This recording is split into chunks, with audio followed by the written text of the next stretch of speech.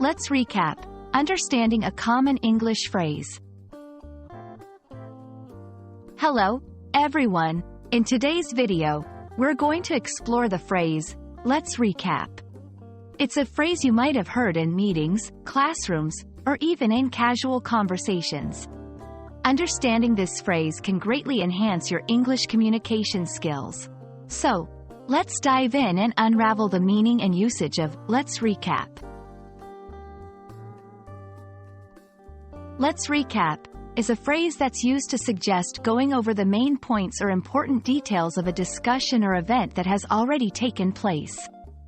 The word recap is actually short for recapitulate, which means to summarize or review.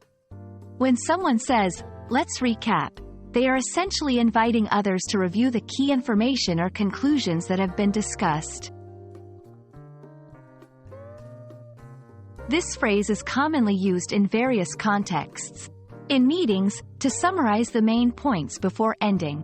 In educational settings, like classrooms, to review what has been taught. In casual conversations, to go over the important details of a story or event. Here are some examples. After a long meeting, before we finish, let's recap what we've decided. In a classroom, let's recap today's lesson on English grammar. Recapping is an essential skill in effective communication. It helps ensure that everyone has a clear understanding of the discussed topics and agreements.